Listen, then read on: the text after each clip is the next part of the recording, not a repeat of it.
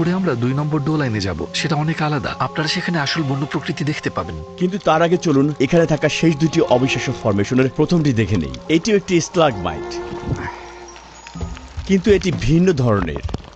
এটির অনন্য স্তরিত আকারটি ঝর্ণার কারণে সৃষ্টি হয়েছে। এগুলো ফাইটোক্রাস্ট ফরমেশন। এগুলো বিরল চুনাপাথরের ফরমেশন, যা ক্যালসিয়াম কার্বোনেটের সাথে শৈবাল, মশ এবং অণুজীবের বৃদ্ধির ফলে তৈরি।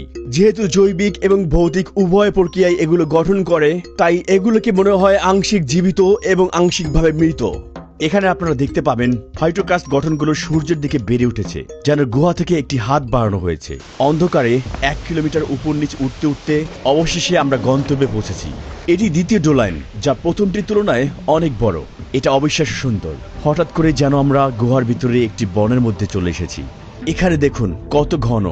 এই অংশে গুহার ছাদ দুটি প্রধান ফল্টের সংযোগস্থলে ধসে পড়ে, ফলে পৃষ্ঠের উপর 252 মিটার উচ্চতার একটি ডোলাইন গঠিত হয়। ধসে পড়া গুহার ছাদের ফলে সূর্যের আলো প্রভাবিত হয়, যা একটি সম্পূর্ণ নতুন ইকোসিস্টেমের জন্ম দিয়েছে। চরম পরিবেশেও গাছপালা আর প্রাণীরা লড়াই করে টিকে আছে, এবং এই জায়গাটিকে বদলে দিয়েছে এক অসাধারণ ভূগর্ভস্থ রেইন ফরেস্টে।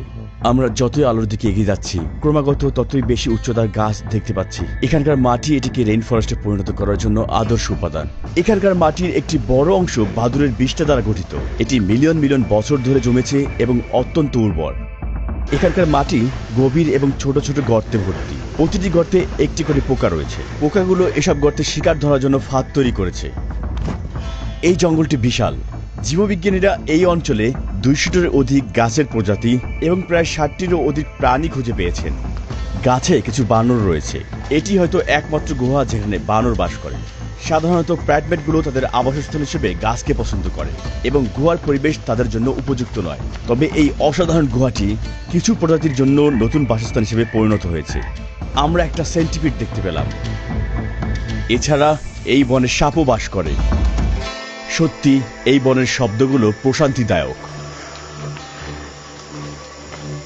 এমনকি যারা 2009 সালে এখানে প্রথম এসেছিলেন, তারা ভেবেছিলেন তারা হয়তো গুহার বাইরে পৌঁছে গেছেন।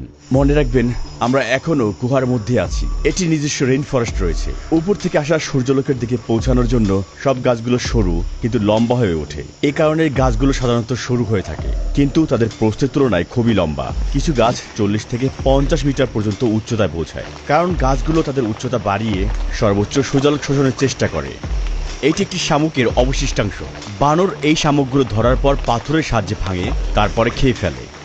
গুহার ভিতরে যেতে যেতে আমরা দেখতে পাই রেড শ্যাঙ্ক বানরের রেখে যাওয়া নানা চিহ্ন। দেখুন এখানে কতগুলো শামুক। এই শামুকগুলোর বেশিরভাগই ভাঙা, যা সম্ভবত বানর খেয়েছে।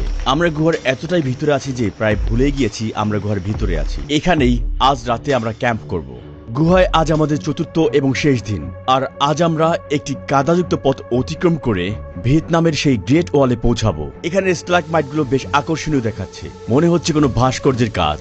এই স্তম্ভটির চারপাশে একটি পূর্ণ জলাশয় রয়েছে, আর সেখানে মাছেরা সাঁতার কাটে। এই মাছগুলোর কোনো চোখ নেই, কারণ তারা সম্পূর্ণ অন্ধকারে বাঁচতে অভ্যস্ত হয়েছে এবং সময়ের সাথে সাথে ইন্দ্রিয়গুলো আরো শক্তিশালী হয়েছে। দেখুন, এটা আমার হাতের ছায়া বা গতি দেখেও কোনো প্রতিক্রিয়া দেখাচ্ছে না। এটা কিছুই দেখতে পায় না।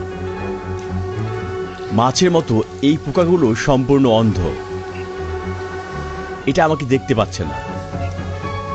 এই দুর্লভ ফরমেশনগুলোকে বলা হয় গুহার মুক্তা। সাধারণত এগুলোর ব্যাস 1 সেন্টিমিটার হয়, কিন্তু এখানে যেহেতু এগুলো অনেক পুরাতন, তাই কিছু মুক্তা টেনিস বলের মতো বড় আকারের। সত্যিকারের মুক্তার মতো এগুলো ক্ষুদ্র কণার মতো নিউক্লিয়াসের চারপাশে গঠিত হয়। যেমন বালির কণা, এবং সময়ের সঙ্গে সঙ্গে খনিজের স্তর ধীরে ধীরে গঠিত হয়, এবং সম্পূর্ণরূপে গঠিত হতে কয়েকশো বছর সময় লাগে। গুহার আরো গভীরে যেতে যেতে আমাদের কিছু অপ্রত্যাশিত জিনিস নজরে পড়ে। এগুলো হরিণের হাড়। অনুমান করা হয় যা প্রায় 500 বছরের পুরনো। সর্বশেষ চ্যালেঞ্জ আমাদের সামনে অপেক্ষা করছে। 80 মিটার উঁচু একটি কার্স্ট দেয়াল, যার নাম গ্রেট ওয়াল অফ ভিয়েতনাম।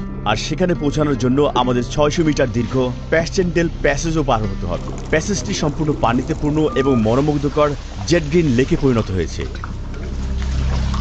এটা এতটাই উঁচু যে আলো উপরের চূড়া পর্যন্ত পৌঁছায় না। এই দেয়ালটা পার হওয়া মাত্রই 500 মিটার দূর থেকে বের হওয়ার আলো দেখা যাচ্ছে। আমরা পৃথিবীর সবচেয়ে বড় গুহা সন্ডংয়ের এক প্রান্ত থেকে অন্য প্রান্ত আবিষ্কার করেছি, কিন্তু চতুর্থ দিন অনুসন্ধানের পরেও সন্ডংয়ে দেখা সেই জীবাশ্মটি কোন প্রাচীন প্রাণীর ছিল সেটির রহস্য অজানা।